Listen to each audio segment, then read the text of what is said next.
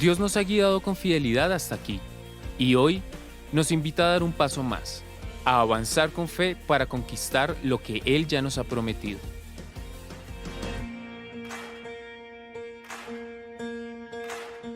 Hemos alcanzado el 45% de nuestra meta, pero el llamado es claro: llegar al 100%. Este es el momento de unirnos y ser parte de los que toman posesión de la tierra. ¿Cómo podemos hacerlo? Disponemos de llaves con valores de 5 millones, 2 millones, 1 millón y 500,000 pesos. Puedes escoger la llave que desees y realizar tu aporte en una sola cuota o por medio de abonos periódicos hasta completarlo. Nuestra meta es alcanzar el 100% antes del 30 de agosto de este año, fecha límite para completar tu aporte dentro del plano Agranda tu casa. Si haces tu pago en efectivo, recuerda diligenciar el sobre correspondiente marcando la opción ProTemplo. Si tu aporte es virtual, por favor envía el comprobante de la transacción al WhatsApp +57 313 285 0099, perteneciente al área contable de nuestra iglesia. Acércate al lobby de nuestra sede Conecta para elegir tu llave y recibir toda la información que necesites. Unidos, con fe y generosidad, alcanzaremos lo que Dios ha puesto en nuestras manos.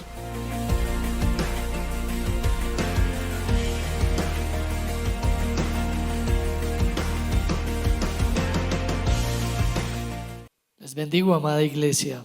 Continuando con nuestra sección de 1 Timoteo y empezando el capítulo 4, el apóstol Pablo hablará a su discípulo Timoteo acerca de un tema que causa tristeza y es la apostasía. La apostasía. Apostasía es un término que sencillamente significa apartarse de, irse de, quitarse, abandonar la posición que tuvo. La palabra apistemi también se refiere a mantenerse apartado, no solamente apartarse, sino permanecer en dicho estado. Y es que es una realidad, hermanos, dentro de la iglesia y causa tristeza porque qué bueno ver llegar tantas personas a la fe, todas estas personas a la iglesia, pero qué triste ver que con el tiempo algunas se apartan y vuelven atrás. El tema: apostasía en la iglesia. 1 Timoteo capítulo 4 versículo 1 al 5 dice: pero el Espíritu dice claramente que en los postreros tiempos algunos apostatarán de la fe, escuchando a espíritus engañadores y a doctrinas de demonios, por la hipocresía de mentirosos que, teniendo cauterizada la conciencia, prohibirán casarse y mandarán abstenerse de alimentos que Dios creó para que con acción de gracias participasen de ellos los creyentes y los que han conocido la verdad. Porque todo lo que Dios creó es bueno y nada es de desecharse si se toma con acción de gracias, porque por la palabra de Dios y por la oración es santificado. Pablo, luego de describir la iglesia gloriosa que tiene Dios y el Dios glorioso que tiene la iglesia, advertirá que habrá apostasía en algunos de sus asistentes, como lo describió el comentarista bíblico Guillermo Hendrickson. Él dijo lo siguiente, abro comillas: porque no todos los que pertenecen exteriormente a la iglesia pertenecen a ella interiormente. O también como el apóstol Pablo dijo acerca de los israelitas, el apóstol Pablo dijo lo siguiente en Romanos 9:6: no que la palabra de Dios haya fallado, porque no todos los que descienden de Israel son israelitas. Dentro del contexto del apóstol Pablo, él decía que sentía gran y profundo dolor por sus hermanos los israelitas. Porque eso es, hermano, hay profundo dolor de ver gente que esté caminando en los caminos de Dios, esté en los caminos de Dios y luego se aparte de ellos. Pablo describirá dentro del texto 4 peculiaridades de la apostasía que se venía presentando en la iglesia de Éfeso. La primera peculiaridad es certeza de la apostasía. Desafortunadamente, la apostasía es una realidad. Primera de Timoteo 4:1a, el mismo espíritu que había declarado el misterio de la piedad, ahora ese mismo espíritu que luego de hablar que Dios se haría carne, que entre otras Dios sería predicado, creído, recibido arriba en gloria, también decía que vendrían espíritus mentirosos. Y dice el Espíritu Santo, 1 Timoteo 4:1a, que en los postreros tiempos algunos apostatarán de la fe. La apostasía es muy antigua. La apostasía tuvo lugar desde el mismo cielo con el antagónico diablo, que primero que todo fue un adorador dentro de esa adoración celestial que existía. Luego de haber sido expulsado del cielo con una parte del ejército celestial, por haber dejado su lugar, continúa su ministerio, por supuesto, al caer en la tierra, influyendo ahora a la iglesia. ¿Con qué propósito? Que así como él apostató, fue expulsado, salió de los cielos, asimismo muchos salgan, abandonen la iglesia, abandonen el camino de la verdad, vivan independientemente de Dios después de haberle conocido. Segunda de Corintios 11, 13, 15 nos dice: porque estos, hablando de hombres falsos que están dentro de la iglesia, dentro de la fe, que tienen canales, por supuesto, hoy que transmiten y hablan de la misma palabra de Dios, pero son realmente falsos. Son falsos apóstoles, obreros fraudulentos que sencillamente se disfrazan como apóstoles de Cristo. Y no es maravilla, porque el mismo Satanás se disfraza como ángel de luz. Así que no es extraño si también sus ministros se disfrazan como ministros de justicia, cuyo fin será conforme a sus obras. La única esperanza de esto es que a lo último sus obras serán como sus creencias, completamente aparentes y como resultado obras malas, resultados desastrosos. ¿Quiénes apostataron en el pasado? Bueno, pensemos en algunos ejemplos. Judas, con su amor al dinero. En Juan 6, 70, 71 dice: Jesús les respondió: ¿no os he escogido yo a vosotros los 12 y uno de vosotros es diablo? Hablaba de Judas Iscariote, hijo de Simón, porque este era el que le iba a entregar y era uno de los 12. Él fue por dinero. Por dinero la gente dejará su fe. Por dinero la gente abandonará la iglesia. Demas, el discípulo de Pablo, lo hizo por el amor a este mundo. Segunda de Timoteo 4:10 dice: porque Demas me ha desamparado, amando este mundo, y se ha ido a Tesalónica. Bueno, personas también, por amor a este mundo, por amor a sus amigos, por amor a las filosofías de este mundo, por amor a todo lo que le ofrece Satanás por medio de este mundo, dejará su fe, dejará la iglesia. También, por amor al reconocimiento, 2 discípulos en la iglesia de Éfeso también apostataron de la fe. Primera de Timoteo 1, 19 al 20 dice: manteniendo la fe y buena conciencia, desechando la cual naufragaron en cuanto a la fe algunos, de los cuales son Himeneo y Alejandro, a quienes entregué a Satanás para que aprendan a no blasfemar. Ellos no pudieron mantener la fe, ellos no pudieron mantener la buena conciencia, la cual desecharon, y entonces terminaron en las manos del enemigo. John F. MacArthur escribió, comillas, la apostasía es previsible e inevitable.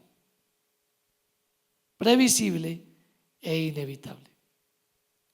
¿Cómo quisiéramos que la apostasía fuera inevitable? ¿Cómo nos gustaría de cualquier manera?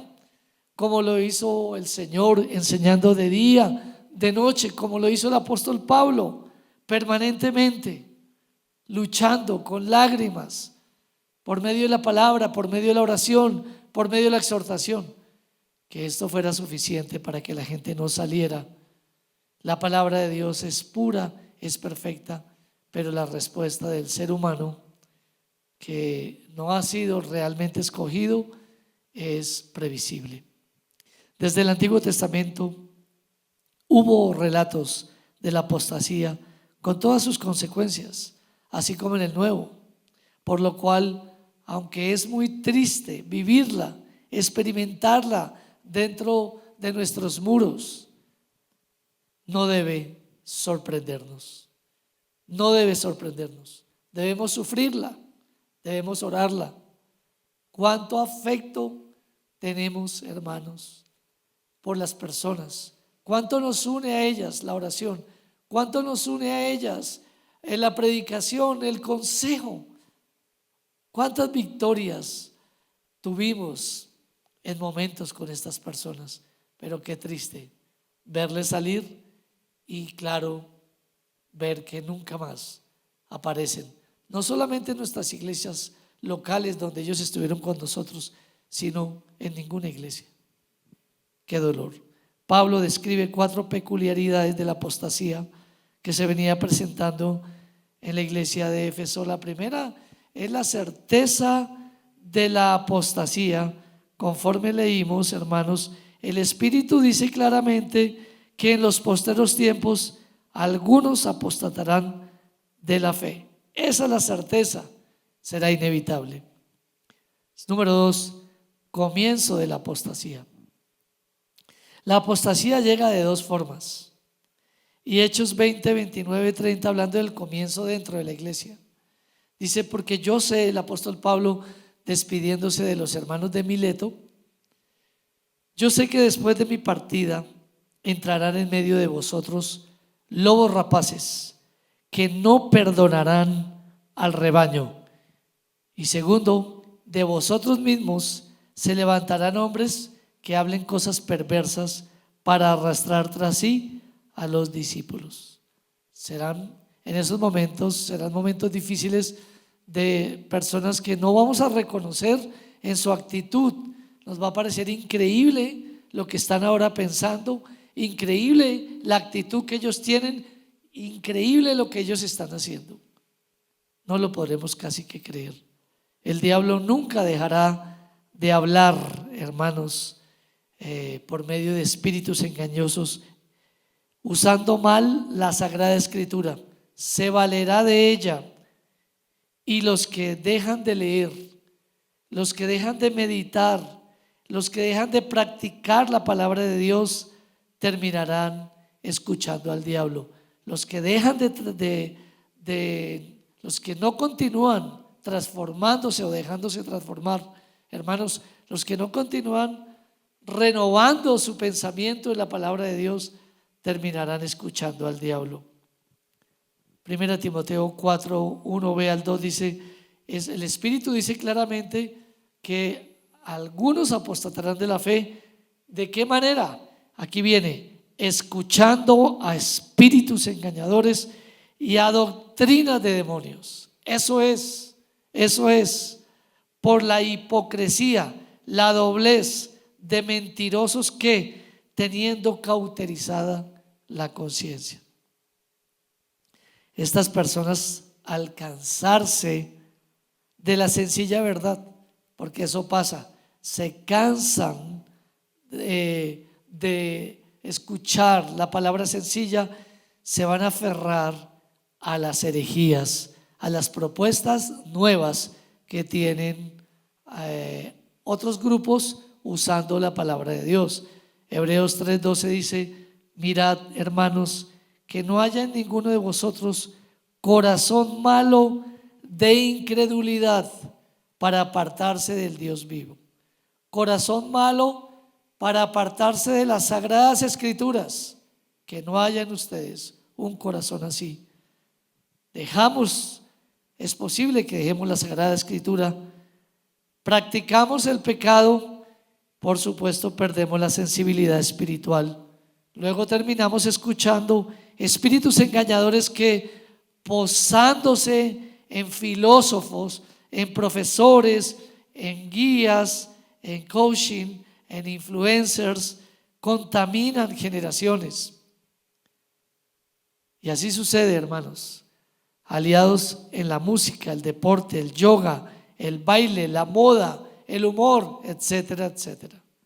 Primera de Juan 5:19 dice: sabemos que somos de Dios y el mundo entero está bajo el maligno. ¿Qué debe hacer la iglesia? Cuidar su rebaño de los infiltrados hipócritas, de esos que se disfrazan.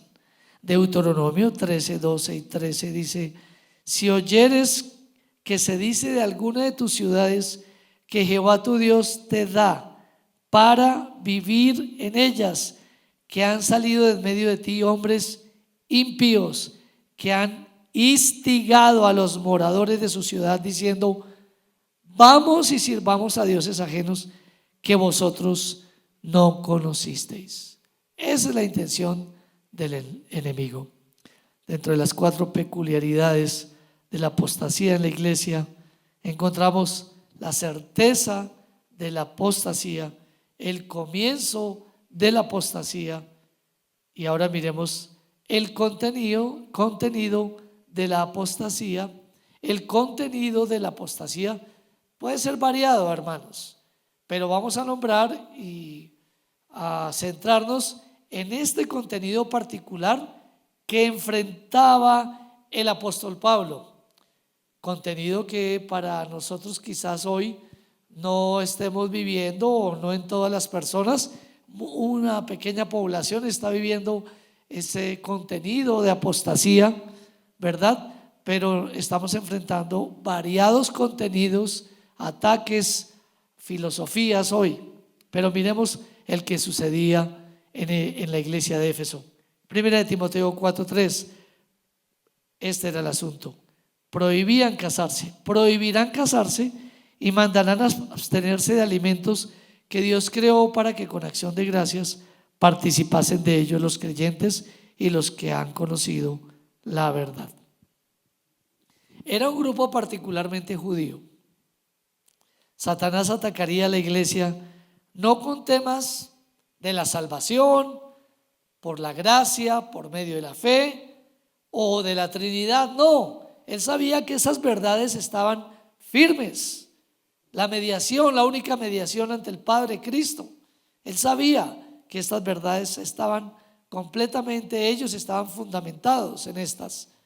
Él atacaría por temas aparentemente superfluos, insignificantes, sin valor alguno, pero por ahí se metería, por ahí entraría. Para el caso de la época, casarse y abstenerse de ciertos alimentos. Prohibición de matrimonios, de casarse. La soltería y el ayuno, por supuesto, que no son malos, o el matrimonio y el comer no son malos. Pero, ¿qué pasaba con estas personas? Ellos exaltaban la soltería y el ayuno. Se les veía como requisito para ser salvos o para ser santos. Acerca de la soltería, para servir a Dios, esta tomó fuerza, llevando a las personas a desvirtuar o bajarle categoría al matrimonio y también a demeritar ese don que Dios ha dado, que es la vida sexual. No sé en qué momento ellos perdieron de vista Génesis 2, 24 al 25. Por tanto, dejará el hombre a su padre y a su madre, y se unirá a su mujer, y serán una sola carne, y estaban ambos desnudos, Adán y su mujer, y no se avergonzaban. Quizás ese no sea el problema hoy, de forma literal como ellos lo hacían para realzar la espiritualidad o el servicio ministerial. Pero sí podemos encontrar cómo ha sido desvirtuado el matrimonio, hermanos, metiéndose casi que como una herejía en cuanto a que las personas hacen énfasis en vivir solas para vivir muchísimo mejor. No con propósitos espirituales, que al menos aquí los tenían, pero así el mundo se va metiendo como se mete en la iglesia, diciendo a que pensemos solamente en nosotros y que casarnos es tener que pensar en otro, que si yo no puedo siquiera sostenerme, tener que sostener a otro, tener que pensar en hijos, traerlos a este mundo, a dedicarles mi tiempo o cosas así. Y empiezan las personas a pensar de una manera equivocada, lejos del plan de Dios. Bueno, para ellos, como dije, era con el propósito de exaltar el servicio por medio de vivir solos. Asimismo, el ayuno se volvió su distintivo de espiritualidad. Y esto lo podemos ver. Hay muchas personas que menosprecian a otros porque no ayunan. Si bien el ayuno es muy bueno, porque ¿qué es el ayuno? Abstenernos de alimentos con un propósito espiritual, no abstenernos de alimentos con un propósito físico, de mantener la forma, de vanidad para nuestro cuerpo, porque hay cristianos también que lo hacen por ese motivo, pero no es, hermanos, el propósito del ayuno. El propósito del ayuno es tener tiempos para fortalecer nuestro espíritu, nuestra alma y nuestro cuerpo, por supuesto, pero muchos se fundamentan en ello y menosprecian a los que no lo hacen. Y así sucedió en tiempos de Jesús. En Mateo 9:14 dice: entonces vinieron a él los discípulos de Juan diciendo: ¿por qué nosotros y los fariseos ayunamos muchas veces y tus discípulos no ayunan? Bueno, ellos ayunaban muchas veces, pero la pregunta es: ¿de qué les servía ayunar muchas veces? Si su comportamiento, su actitud era totalmente despreciable, porque ellos asimismo despreciaban a otros y se sentían más orgullosos. Qué actitud tan terrible la que podemos ver en ciertos grupos neopentecostales, que menosprecian y fundamentan y se enorgullecen de una práctica que lo que los debería llevar más bien es a humillarse, no a exaltarse, sino a humillarse delante de Dios y reconocer más su naturaleza caída y saber que son iguales a todas las personas y sentir carga por los demás. Por supuesto que el Señor dice: les será quitado el maestro y entonces ayunarán. Por supuesto que sí. Sin embargo, estamos hablando de esa tendencia de juzgar a los otros en la vida espiritual. Medios humanos nunca traerán salvación. Ojo de arrastrar a otros a la salvación, a la santificación y al servicio por medio de sacrificios humanos, haciendo que los que escaparon por ejemplo, que llegan del catolicismo, escaparon de estar viviendo por buenas obras, pronto corran por sus obras a Dios para salvación, santificación o servicio.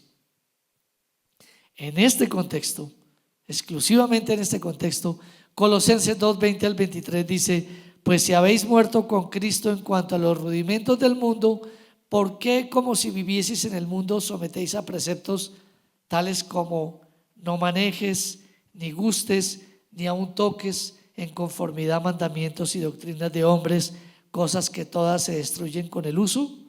Tales cosas tienen a la verdad cierta reputación de sabiduría en culto voluntario, en humildad y en duro trato del cuerpo, pero no tienen valor alguno contra los apetitos de la carne.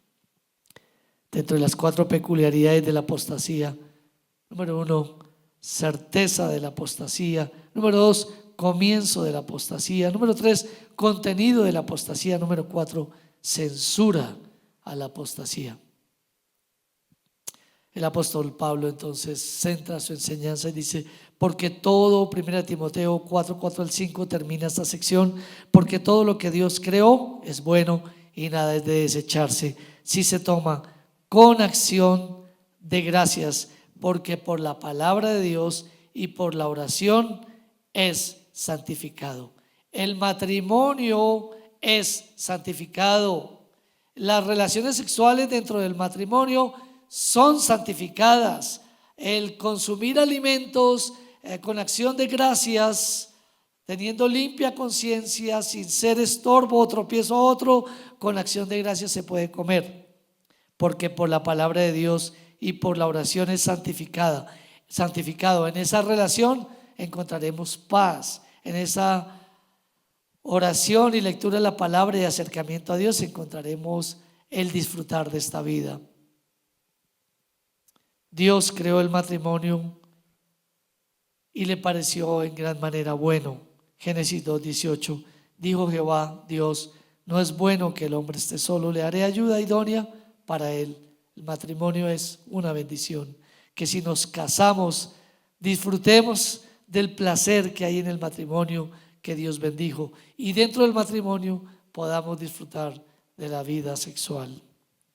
La Nueva Traducción Viviente nos habla de Proverbios 5:15: bebe del agua de tu propio pozo, comparte tu amor únicamente con tu esposa. Comparte tu amor. Así es que tenemos el deber de ayunar, el deber de evangelizar, el deber de servir, el deber de pastorear, el deber de predicar y el deber de cuidar nuestras familias, el deber de cuidar la vida emocional y física de nuestras esposas. ¿Qué valor le da usted al matrimonio? ¿Qué valor le da la sociedad al matrimonio? Qué paradójico que para esta sociedad, que en su mayoría vive en unión libre hoy, esta sociedad, estas personas defiendan el matrimonio igualitario. No se quieren casar, pero sí defienden el matrimonio de otros. Qué hipocresía. Y en cuanto al alimento, la clave será darle la gloria a Dios con acción de gracias, porque la palabra de Dios nos va a enseñar también no solamente a comer o a no desechar los alimentos, sino también a clasificarlos y saber qué está bien comer para nuestro cuerpo. Puede ser el pensamiento, puede ser la instrucción, puede ser la oración, como asimismo el cuerpo como lee lo que consumimos. Nuestro cuerpo nos permite que al comer rechacemos o no un alimento por lo que el mismo cuerpo manifiesta.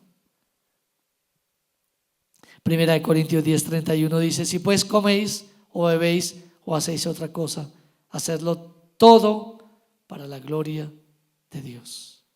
El apóstol habla a su discípulo Timoteo acerca de un tema triste, un tema muy doloroso: la apostasía. ¿Cómo fue que estos hermanos llegaron a enredarse en el tema de evitar el matrimonio y de prohibir ciertos alimentos?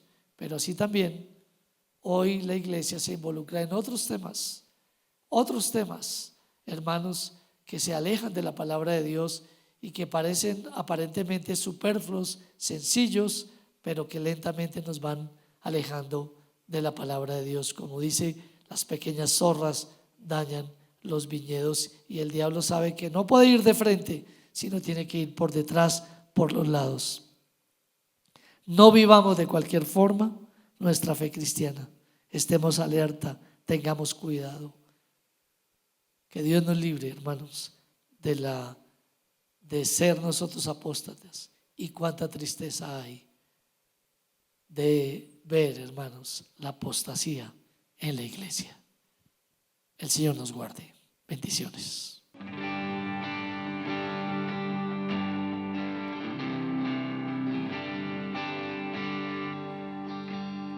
El mundo busqué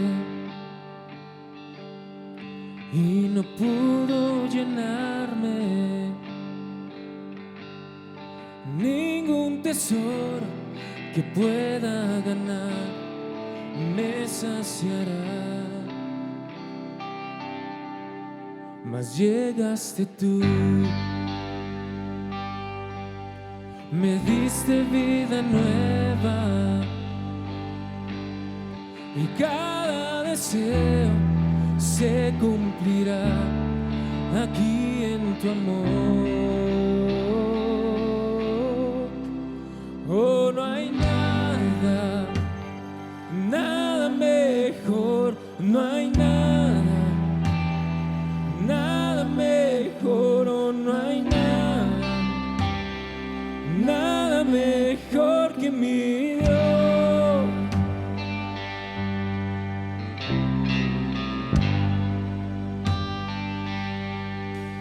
Vengo a ti sin miedo y sin reserva. Cada fracaso has visto, Señor, y aún tu amigo soy. Porque el Dios de los montes es el Dios de los valles. Me pueda alejar de tu gracia y amor. Oh, no hay nada, nada mejor, no hay nada, nada mejor, oh, no hay nada, nada mejor que mi Dios. Oh, no hay mejor, oh, no hay nada mejor, oh, no hay nada mejor que mi Dios.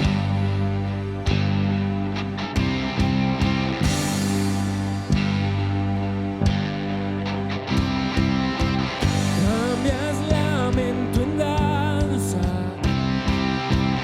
de cenizas traes vida, cambias culpa por gloria, sé que solo tú lo harás. Cambias lamento en danza, de cenizas traes vida, culpa por gloria, sé que solo tú lo harás. De las ruinas y tumbas nacen nuevos caminos, resucitas lo ves, oh, sé que solo tú lo harás, sé que solo tú lo harás. Oh, no hay nada, vamos iglesia, digamos, nada oh, no hay nada, nada mejor, nada mejor que mi Dios. Oh, no hay nada, nada mejor, no hay nada mejor, oh, no hay nada mejor que mi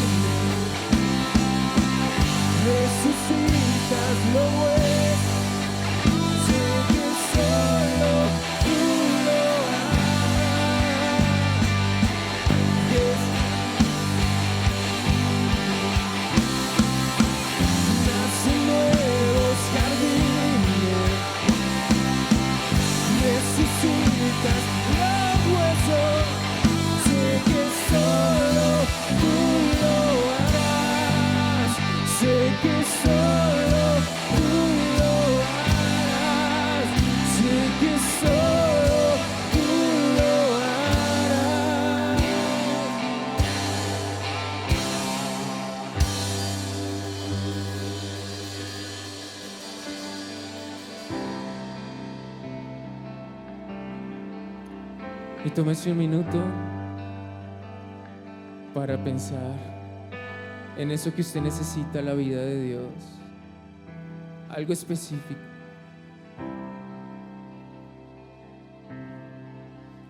Señor, yo sé que necesito fuerza, Dios, fuerza para enfrentar la prueba, Señor, y para atravesarla. Tú conoces el corazón de tu iglesia, Señor, que hoy clama y pide por tu vida, tu fuerza y tu poder, Señor. Trae vida sobre nosotros. No nos dejes perecer, Señor. No nos dejes perdernos